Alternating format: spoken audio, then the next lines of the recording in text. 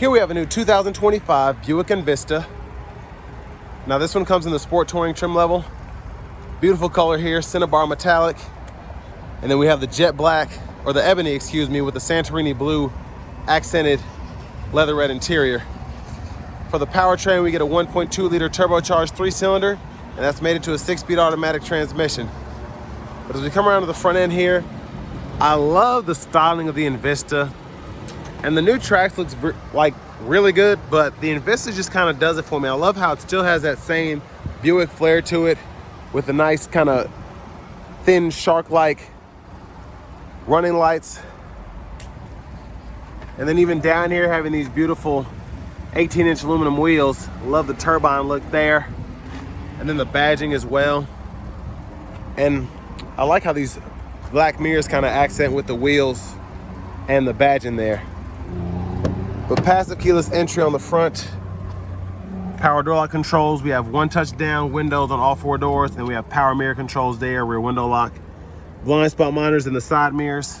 Like the trim, they did a pretty good job with that.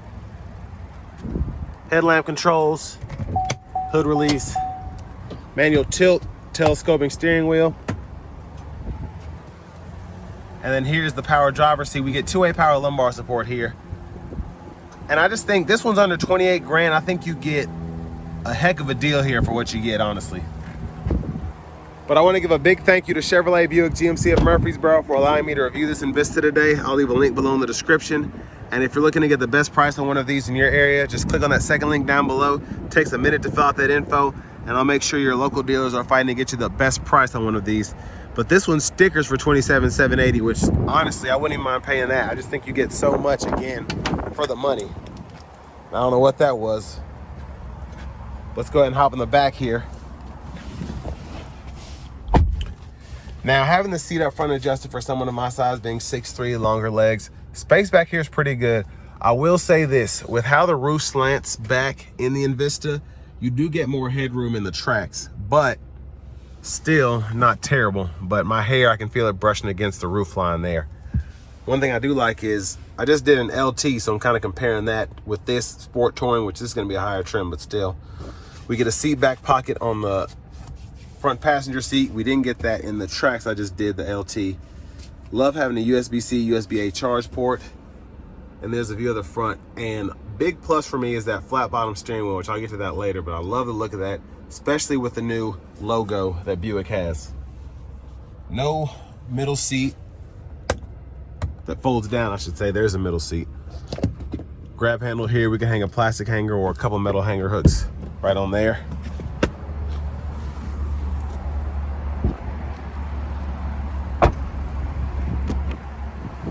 Fuel fillers there.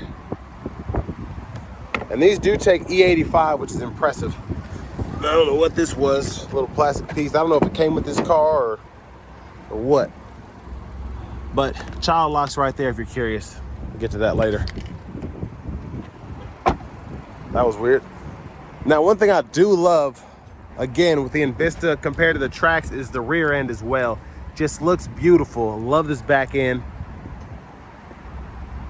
And it's just a sleek looking vehicle all the way around. Rear parking sensors are integrated very nicely in that rear bumper. And there is the cargo space. And this one has a, what is this, a front plate adapter that comes with it. But top tethers for the car seats are there. Spares right there.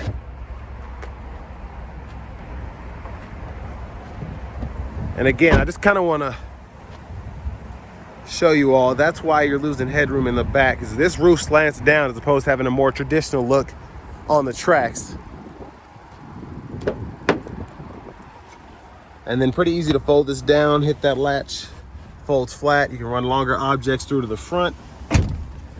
And then your bottom lower latch anchors are hidden right back in there if you ever need those. And I didn't realize how important that was until I had a baby and had to deal with a car seat. It does matter where those anchors are. Here's a front passenger seat. Glove compartment there. Like the trim.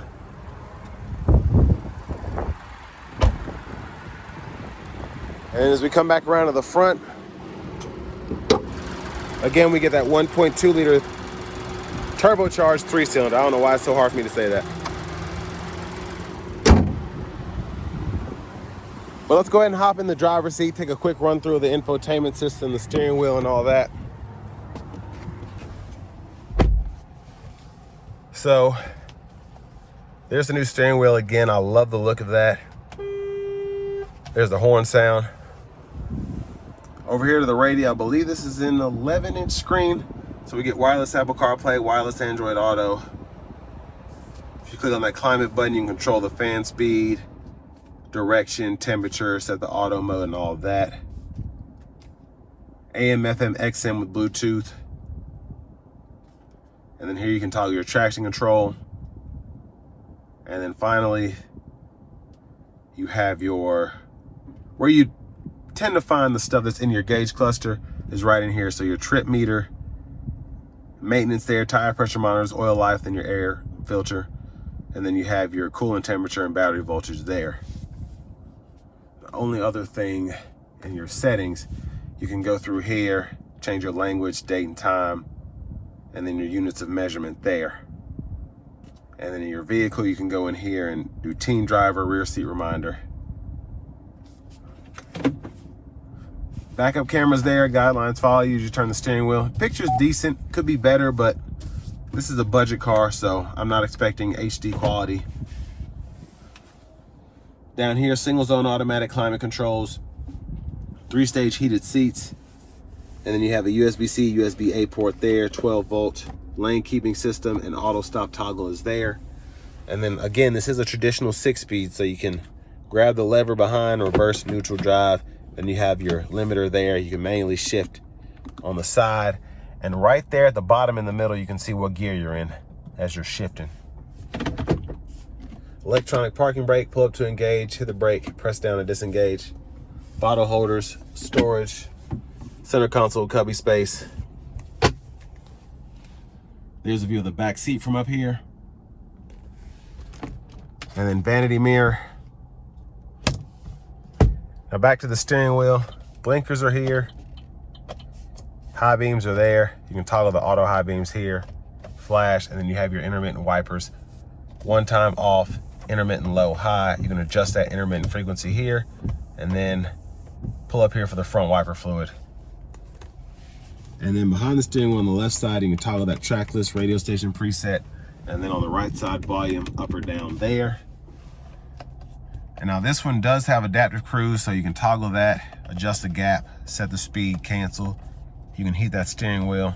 And then you have your voice recognition, mute button, and you can go through your audio sources here. And then this is a scroll bar when applicable. And then you have your Bluetooth settings right in there. Now, if you hold this button when nothing else is up here, let me just show you. You get the option to change your gauge faces, so you can go through, I think, like 5 options on how the gauge cluster looks. So there's that. And then you can go to this. So it's pretty neat how you're able to adjust it depending on what you want. Push button start. Finally, here's the key fob, and we do get remote start there.